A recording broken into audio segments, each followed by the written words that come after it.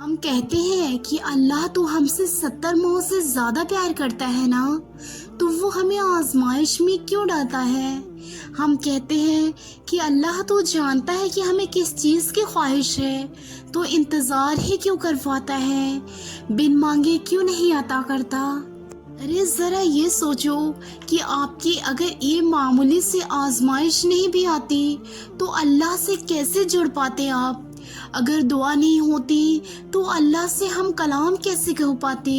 اللہ پاک مختلف ذریعوں سے آزماتا ہے، کبھی لے کر تو کبھی دے کر، لیکن یاد رکھنا آزمائش انہیں ہی ہے جنہیں اپنے قرب سے نوازتا ہے، اور جنہیں اپنے قرب سے نہیں نوازتا ان پر کسی قسم کی آزمائش بھی نہیں ڈالتا ہے۔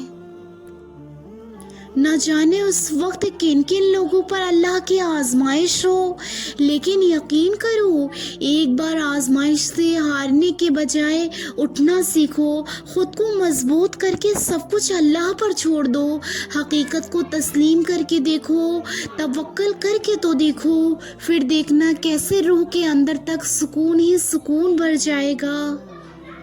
اللہ تعالیٰ قرآن میں فرماتا ہے کہ میں کسی بھی جان کو اس کی طاقت سے زیادہ نہیں آزماتا ہوں، تو کیسے ممکن ہے کہ تمہاری آزمائش ختم نہیں ہو سکتی؟ اگر ایک آزمائش کے بعد دوسری آزمائش آ رہی ہے تو جان لو اللہ تمہیں مزید اپنے قرب کر رہا ہے، تمہیں اپنی محبت سے نوازنا چاہتا ہے۔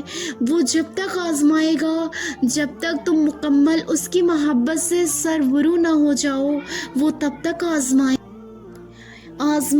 ایک طرح سے آپ کو مضبوط کرنے کے لیے بھی آتی ہے، جو کہ بہت ضروری ہوتا ہے۔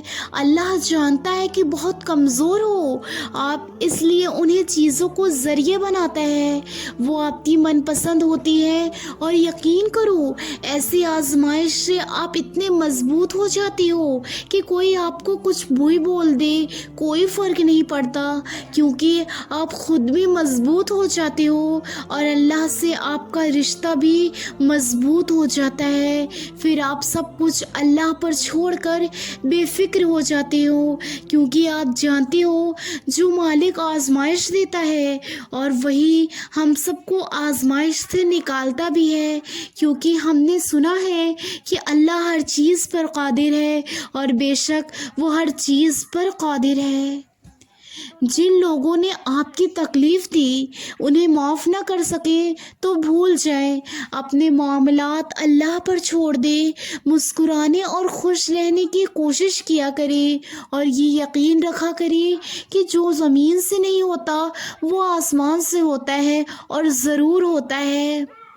مجھے لگتا ہے کہ انسان کو اپنی اس مصروف زندگی میں کچھ ایسے دوست بھی رکھنے چاہیے جو اچانک سے اس سے پوچھ سکے کہ میرے دوست اس کی کیا حاجت ہے، نمازوں میں کوئی کوتاہی تو نہیں ہو رہی ہے، اور پھر انسان اسے کھل کر بتا سکے ہاں ہو رہی ہے، اور وہ جواباً تھوڑی سی موٹیویشن دے دے، ہمت کرو جنت میں ساتھ نہیں جانا کیا؟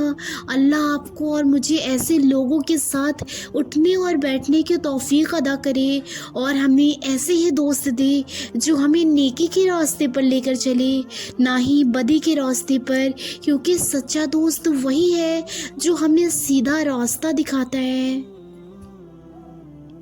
میں اللہ سے دور ہو گئی ہوں، یہ احساس ہونا بھی قرب الہی کی نشانی ہے۔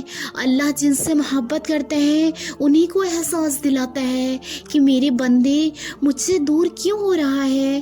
اللہ کو کسی کے قرب کی حاجت نہیں، لیکن ان کی قربت بندے کو پرسکون رکھتی ہے، اور جب آپ کو سکون ختم ہونے لگے تو ضرور سوچئے گا کہ آپ کی زندگی میں اللہ کتنا رہ گیا ہے، بلکہ آپ اللہ کے کتنے قریب ہو گئے ہو اور کتنے دور ہو گئے ہو، اس کا بھی خیال رکھیں۔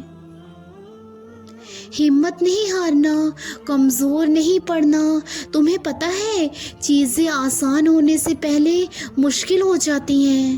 یہی چیزیں اللہ پر توکل کرنے سے پھر آسان ہو جاتی ہیں۔ تو توکل رکھیں اس رب پر جس کے پاس ہمارے تمام معاملات کا اختیار ہے۔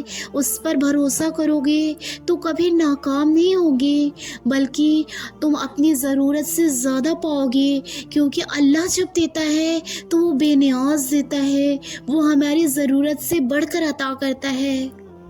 لوگ کہتے ہیں اللہ تعالیٰ سے امید رکھو، لیکن میرا کہنا ہے اللہ تعالیٰ سے امید نہیں بلکہ اللہ تعالیٰ پر یقین ہونا چاہیے، کیونکہ اللہ تعالیٰ پر یقین رکھنے سے وہ سب بھی مل جاتا ہے جس کی امید نہیں ہوا کرتی۔ اے میرے اللہ، ہمیں مانگنے کا سلیقہ نہیں آتا، پھر بھی ہر روز ہاتھ پھیلائے اس یقین کے ساتھ تجھ سے مانگتے ہیں کہ تیرے سوا ہمارے دعاؤں کو قبول کرنے والا کوئی نہیں ہے۔ اے ہمارے مالک، ہماری ٹوٹی پھوٹی دعاؤں کو نہ دیکھ، ہمارا تجھ پر جو یقین کامل ہے اس کو دیکھ اور ہماری حاجتوں کو پورا کر دے۔ آمین ثم آمین۔